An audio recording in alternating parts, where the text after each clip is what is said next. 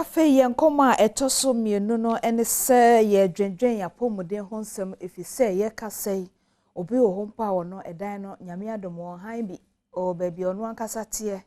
ankese se edan no owura wem no aka hwen gban no owura wem no aka hwen gban no onya eho anije nanso wo yare nti ebi kura dan no baabi a woda no obi anom no wa mepeja na nsi ho a ana wa medanda no a so da ho fa akosa eye yare enti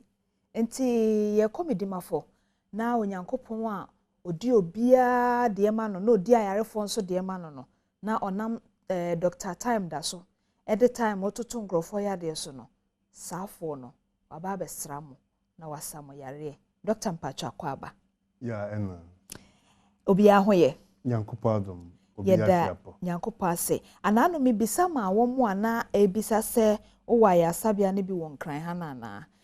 sese o mate ase se o se eye ekuma ase nko a eho na ebi wo na so na o manfo kasa se na na o mu hu no TV so a o de o ware ne nkane ahyenhyen ni ade senka o de enye kese sa akora na o mom krokro bi won kran ha anka o mo pe fi se obi wo ho a baby ono so ben kran ene ne potemu na nka aye ya ma o ba no de ye nkran nam so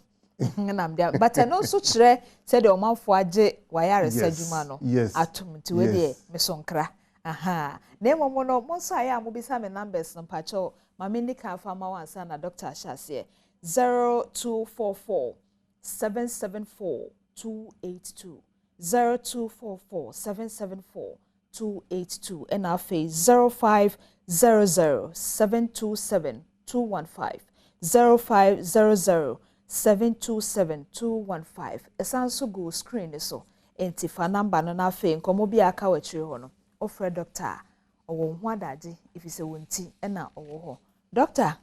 dia na ekoso ewo eyi Dr. Time da so aya asabia ho ye na onyankopon ase amen nhweso pa ne bambos amen na fe yentia Adom TV so omojo so ahwefo nyina so omojo so da ona so wo twen ye enkna hanso no ka kire won se yegu so ajo wo nka wo akomanto wo mo okay say the doctor say obesom Ghana man no ene na ebi aka ama hodo so nyina yegu so a yedi djuma no epa yo enti ebrepem no mpacha mo a masem bisanie no ejide se doctor ayima no ena na nokra ma mi a wo ye video kwa ma no ne no enye mwanwa se bi be kwa ma no ne yegu so okay din okay ye di djuma na enura na me wo clinic ho okay na afedi obi na ase mani agya se me wira ho adentia me hwe woman bi na wape eba ache na oba ye na ye wo ho na oba se doctor me baba ye we duro ni bi na manyem na me baba bi sa de wonyem a wogie mitwogi na me hu se enka oman ni munya din bebero ba ye nia ma ye din obi peba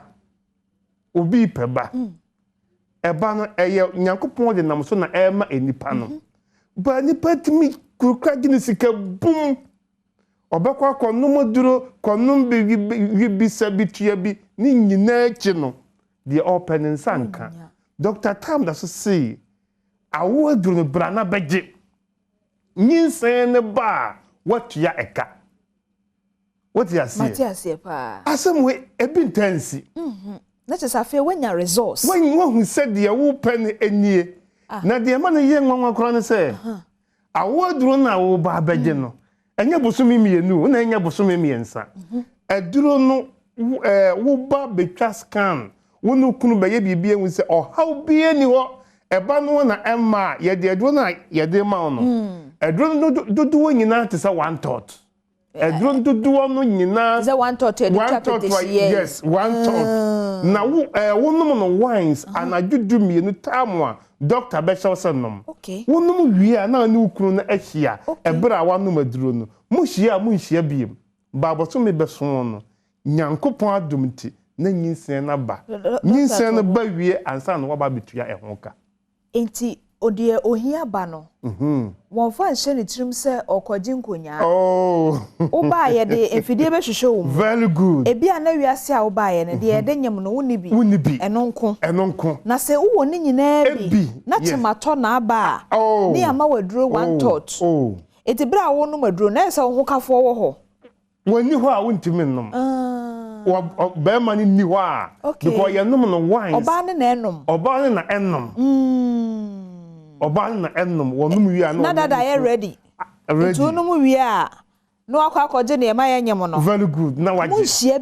nhia biem kosi mreben kosi sɛ bosome ne beso enti we ne ye partial once no we ye once na say we entiase o enti na so mo ba wo ho no very good because me ku ne na bosome ba ko no o ba wie na bia ade kyen na mehia na 3 days mehia na otwe mehia na otwe ne ntam mehia na say doctor kasa asem we na ba ko fonti mi ngotie Debbie ba ko fonti because maba na me be ka asem we ya kire mi ku na me ka kire me yere a ebe ya ne say bi kura dama me fa kire ho nti be ma na excuse nti mumienu mu ba na wa masa nchechire mu nti sa na jo no okay ma afi na mate time da so na say na tese sa duro no kura na wo fa no the time o to so nti time no du a no ya say wo wen no do kain no wanu magu aduro ya na wakɔ ho ye nom na anadwo dumienu mo ya ye nom 12 kain na wanom okay ana 12 kain so ye nom no da ba akopɛ ɛwɔ bosomi mu enti dana doctor be hyew sɛ beje wo de no wo bedura no wa ba beje wo aduru okay bebre kro ha so mu fi enkraba because aduro time da so enti ye wo don hwiri bi ho a enim mo saa enti sɛ wo kwan wo kwan wane de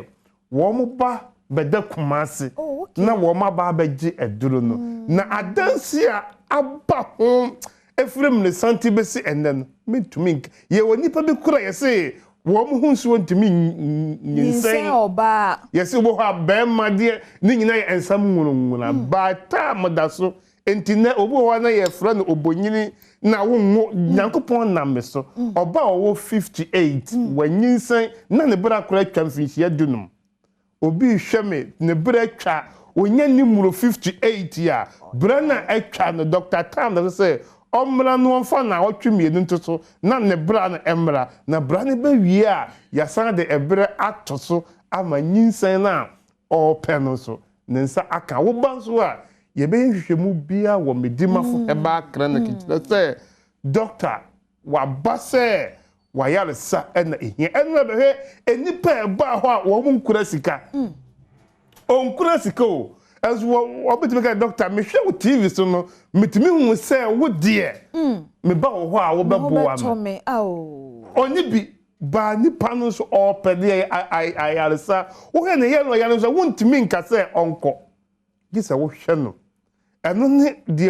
doctor say wa yaresa na ye de ehia no ye de ga bi ba efrin kra ha ba madam me kasha Israel nyankopon ni monyam se ga ne ba no wabubu kura wasi emfie be num nie wasi wa mudni free school na baaye na wabubuo bebro ho ayale bi ha wo mo but wo madwene me se obi na eye wo mo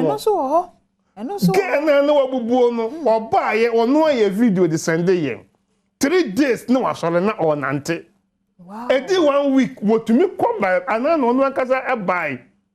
abedi adanse ye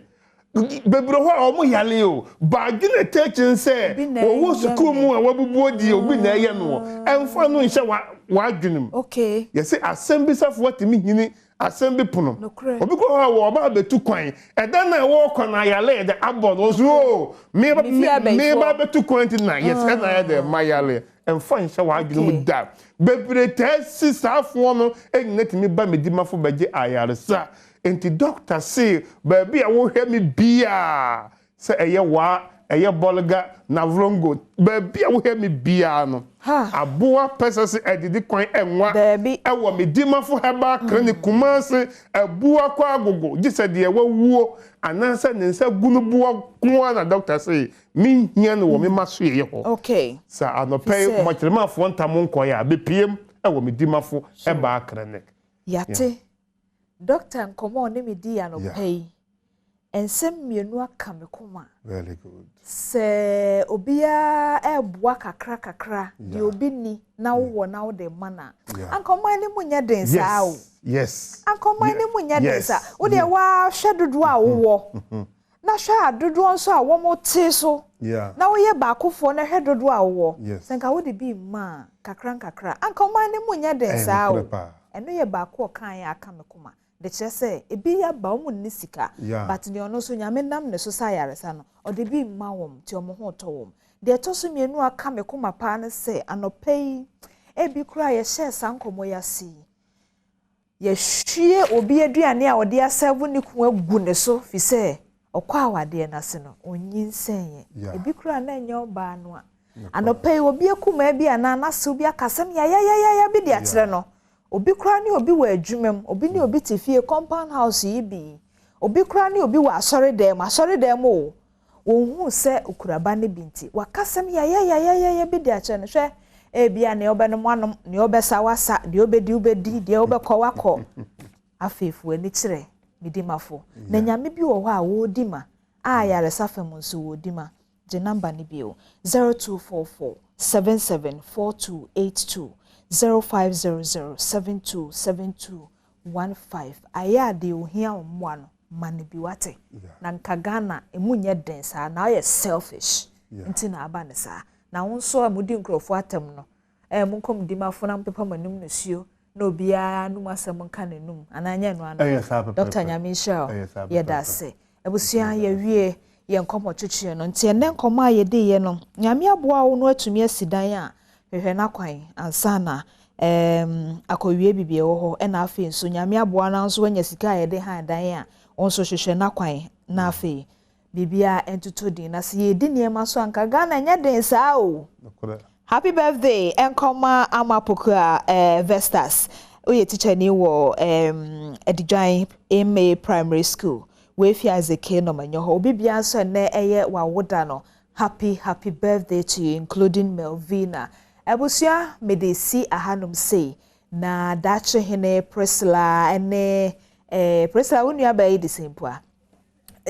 Jonas ni osmosis no nyina na buaye ene kwasinsia na medijumadi ebro yedi nkomo faudi ewum na wasetenam enyemre na yenye homework bia ewo efiem na afen so kai se ba kofuo didimi a medofo abonte nya nika ho ma de obetumi no ma na obia ho nto no wate pacho medin de ma metra diamond from Lady D. Good morning.